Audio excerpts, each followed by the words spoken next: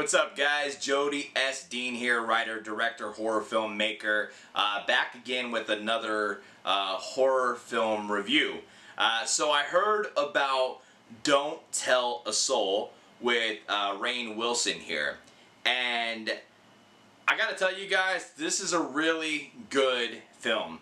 Now the whole purpose of this channel, we do a podcast on here where we talk about horror films, filmmaking and stuff, but these reviews are to people out there that want to have a valuable source to hear about what movies they should hear, specifically in the horror genre. That's what I love, that's what you guys love, so I want to talk about Don't Tell a Soul. Now this has Jack Dylan Grazer, I believe that's how you say it, Grazer, in this film, and he did a phenomenal job. He plays the young brother. Fionn Whitehead, this guy did a phenomenal job. Rainn Wilson, I think we all like Rainn. I was really happy to see him playing a role like this. I felt like this was out the comfort zone of roles I've seen him play in the past, and I'll give you guys a little walk through. I don't want to give any spoilers, but there'll be a little bit of that. So if you don't want to hear the spoilers, I hate to say it, you might want to come back and watch this review later on. But alright, so basically the movie almost starts out with these kids getting ready to break into a woman's house. Actually, the older brother is trying to get the little brother to go in this house and steal some money that he has heard is there. So the little brother goes in, and this money's actually in this house. He gets it, they come out, they're excited, and all of a sudden this guy wearing a security uniform, Rainn Wilson, is there. And they think because he's wearing a security uniform that he's security, that he's some kind of cop or some kind of rent-a-cop, right? And immediately they freak out, and this guy, he kind of freaks out, and it seems like he is a cop. Like, I think what it is they realize, the security guard realizes they have something in their hand. They just came out of this house doing something they shouldn't have done. But what they don't realize is they think he's a security guard when in all actuality, he is a criminal of opportunity. But they don't find this out until towards the end. So they run from this guy, and he runs after them, chasing them. And in that chase, he falls into an open well.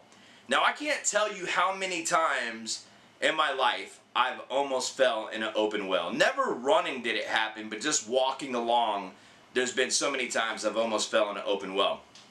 And it's a very scary thing. That is the setting for a true horror film. Being stuck in a well, in a patch of woods, in a distance from neighborhoods or anything, nobody can hear you. That is very, very scary.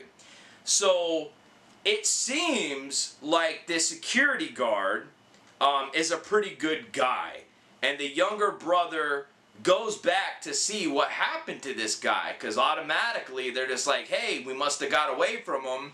But when he goes back to check to see what happened to the guy, he finds that he's in the well, and they start communicating.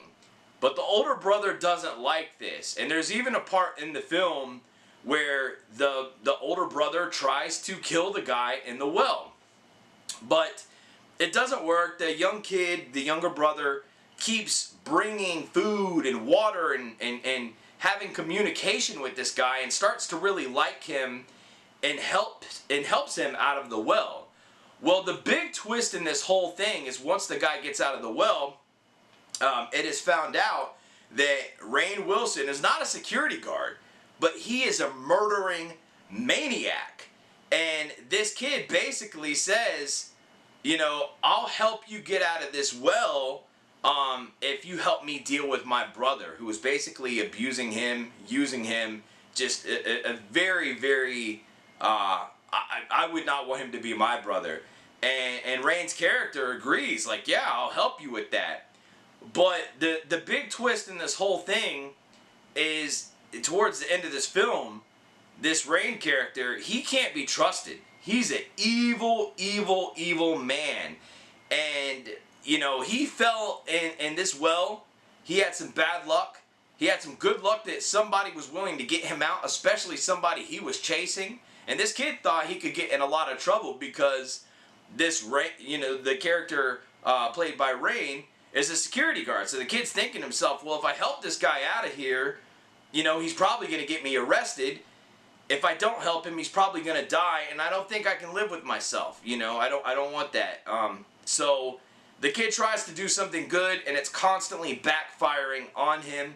This is a great, great film with a handful of twists. Now, when it first started, I was wondering. It seemed like it was a little slow, but it wasn't. It actually got into a rhythm really quickly, and once that happened, it was very consistent.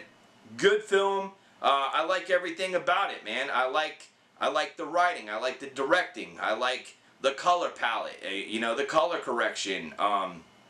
The story, just the way that it unfolds, all the twists and turns. They actually have some really good actors in it. So definitely one to check out. Don't Tell a Soul on the Indie B horror. And you know what? I wouldn't necessarily say this is a B movie, but I'm gonna rate it on the Indie B horror scale. I definitely give it a 7. I give a lot of good indie horror films a 7.